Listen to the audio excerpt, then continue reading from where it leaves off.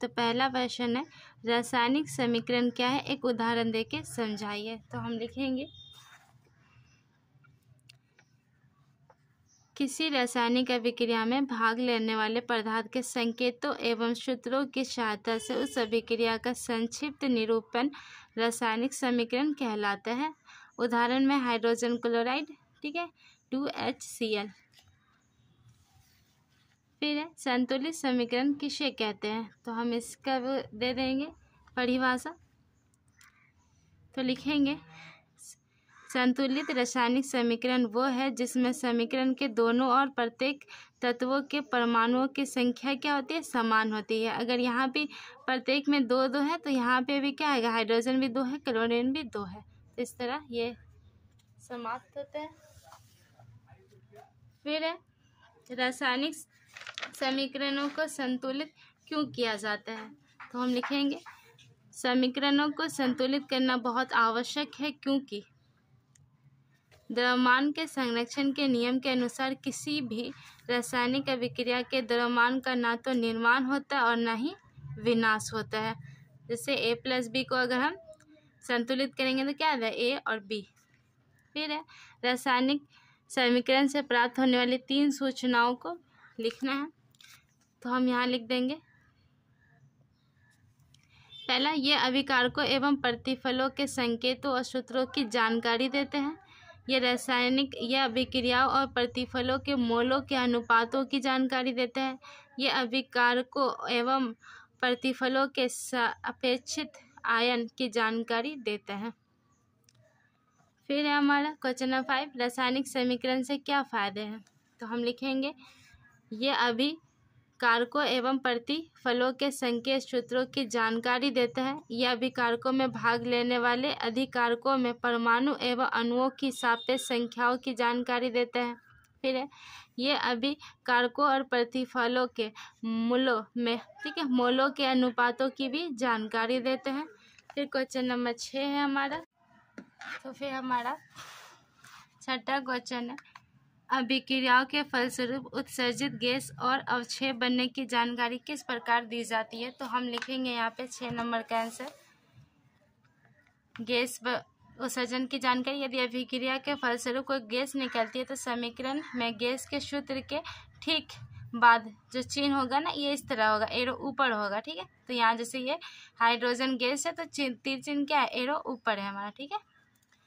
ये तो हो गया गैस की जानकारी। अब अवक्षेप बनने की जानकारी, यदि अभिक्रिया के फलस्वरूप कोई प्रतिफल अवक्षेप के रूप में पृथक होता है ना, मतलब अलग हो जाता है, तो उस प्रतिफल का संकेत सूत्र क्या होता है, तीर चिन्ह जो होता है वह नीचे की तरफ होगा। जैसे ये क्या अवक्षेप है, मतलब वेस्ट पदार्थ, तो ये तीर चिन्ह नीचे की तरफ है और गैस में तीर चिन्ह ऊपर की तरफ होता है। फिर क्वेश्चन नंबर 7 है निम्नलिखित समीकरण की किस प्रकार की अभिक्रिया को निरूपित करते हैं, तो हम देखेंगे पहला जो है वो वियोजन या अपघटन अभिक्रिया। इस अभिक्रिया में किसी यौगिक का अणु क्या होता है, बड़ा अणु टूटकर 2 या 2 से अधिक से या ज़्यादा सरल यौगिक बनाते हैं, ठीक है। जैसे यह है वियोजन अभिक्रिया, ये दिखाता है क्या कि 2 या 2 से अधिक अणु बनाया गया है, ठीक है।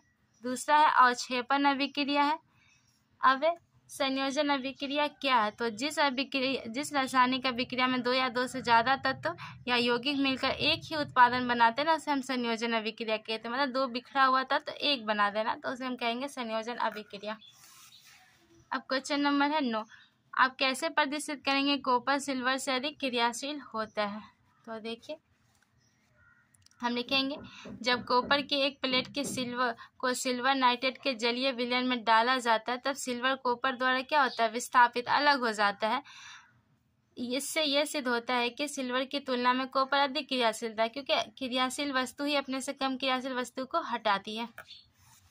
अब क्वेश्चन नंबर 10 है ऑक्सीकरण अवकरण अभिक्रिया क्या है, तो पहले लिख देते हैं ऑक्सीकरण एवं अवकरण अभिक्रिया एक विशेष प्रकार की क्या है, रासायनिक अभिक्रिया जो सदैव साथ साथ होती है। यह रेडॉक्स अभिक्रिया भी कहलाती है। तो ये सब इम्पोर्टेंट क्वेश्चन है, ठीक है। संयोजन अभिक्रिया, तो ये सब हम इम्पोर्टेंट क्वेश्चन में डाल सकते हैं। फिर है क्वेश्चन नंबर 10, कौन संयोजन और कौन विस्थापन अभिक्रिया है? तो इसका उदाहरण देना है। तो हम लिखेंगे पहला जो है वो हमारा क्या है, विस्थापन अभिक्रिया है। यह हमारा विस्थापन अभिक्रिया है। फिर यहाँ पे देखिए दो पदार्थ अलग है, फिर एक पदार्थ बन रहा है, तो ये हमारा संयोजन अभिक्रिया है। फिर जो कारण देना तो वो लिखेंगे पहला में विस्थापन अभिक्रिया, पोटेशियम की एक प्लेट को पोटेशियम क्लोराइड के विलयन में डालने पर ब्रोमीन पोटेशियम द्वारा विस्थापित हो जाता है। ठीक है। दूसरा कारण है लोह चूर्ण और गंधक के मिश्रण को, ठीक है, गर्म करने पर आयरन सल्फाइड फेरिस सल्फाइड बनाता है और ये क्रिया संयोजन अभिक्रिया को दर्शाता है। फिर हमारा 12 नंबर, उदाहरण सहित किसी अवक्षेपण अभिक्रिया का वर्णन करें। तो देखिए अवक्षेपण अभिक्रिया, ये उदाहरण है, ठीक है, सिल्वर नाइट्रेट और हाइड्रोजन क्लोराइड। ठीक है, इससे मिलेगा सिल्वर क्लोराइड और हाइड्रोजन नाइट्रेट। फिर है क्वेश्चन नंबर 13, निम्नलिखित अभिक्रियाओं के लिए संतुलित समीकरण लिखिए। जैसे पोटेशियम क्लोराइड को गर्म करने पर पोटेशियम क्लोराइड और ऑक्सीजन बनता है, तो ये सब हम डाल सकते हैं। ठीक है, पहला, दूसरा और ये तीसरा है, ये आंसर है, तो इसे आप डाल दीजिए। अब उष्माक्षेपी और उष्माशोषी अभिक्रिया से क्या समझते हैं? तो देखिए उष्माक्षेपी और उष्माशोषी, पहले लिख दीजिए जिस रासायनिक अभिक्रिया में प्रतिफल के साथ साथ, ठीक है, उष्मा भी और ऊर्जा भी निकलती, उष्मा और ऊर्जा भी निकलती, उसे उष्माक्षेपी अभिक्रिया कहते हैं। और जिस रासायनिक अभिक्रिया में उष्मा ऊर्जा का अवशोषण मतलब सोख लेती है, ठीक है, अवशोषण होता है, वो उष्मा शोषी अभिक्रिया कहलाती है। मतलब इसमें उष्मा क्या होगा, पहले ही सोख ली जाती है, जबकि इसमें उष्मा दी जाती है। ठीक है। फिर हमारा 15 नंबर, ये सब की परिभाषा देना, ऑक्सीकरण, अवकरण और खाद दूषित होना। तो पहले देखिए ऑक्सीकरण लिखिएगा। ऑक्सीकरण एवं अवकरण अभिक्रिया एक विशेष प्रकार की क्या रासायनिक अभिक्रिया जो सदैव साथ साथ होती है, यह डैकडोस अभिक्रिया भी कहलाती है। अवकरण में लिखेंगे अवकरण अभिक्रिया ऑक्सीकरण के ठीक उल्टी होती है। अवकरण वैसी रासायनिक अभिक्रिया जिसमें किसी तत्व या यौगिक के साथ हाइड्रोजन का संयोग या किसी यौगिक से ऑक्सीजन का निष्कासन होता है। ठीक है। खाद्य पदार्थ का दूषित का मतलब क्या है, तो भोजन में उपस्थित वसा और तेल काफी समय के बाद क्या वायु में अगर रखेंगे ना, तो काफी समय के पश्चात वायु के ऑक्सीजन द्वारा ऑक्सीकृत हो जाता है, जिससे उनके गंध एवं स्वाद क्या हो जाए, अप्रिय हो जाते हैं। क्वेश्चन नंबर 16, कॉपर सल्फेट के विलयन में लोहे के एक टुकड़ा डाल देने पर विलयन का रंग क्यों बदल जाता है?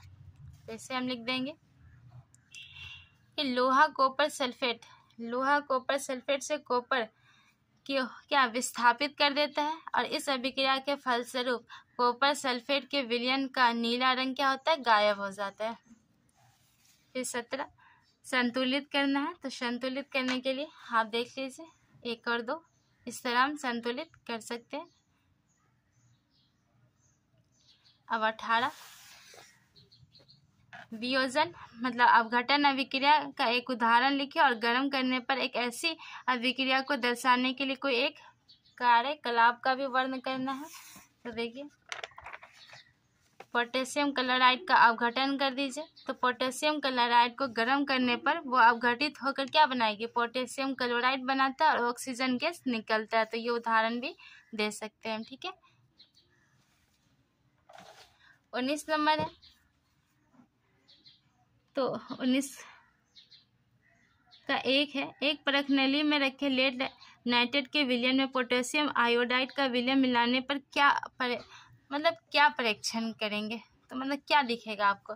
तो हम देखेंगे, तो एक परख नली में रखे लेड नाइट्रेट के विलयन क्या आपसे होगा, तो देखिए इससे क्या होगा, ये अवक्षेपण आपको प्राप्त होगा। ठीक है। फिर यह अभिक्रिया किस प्रकार की अभिक्रिया, तो ये उभय विस्थापन अभिक्रिया है। फिर लिखा उपयुक्त अभिक्रिया को दर्शाने के लिए एक संतुलित रासायनिक समीकरण लिखना, तो हम यह समीकरण भी लिख सकते हैं। फिर क्वेश्चन नंबर 20 है,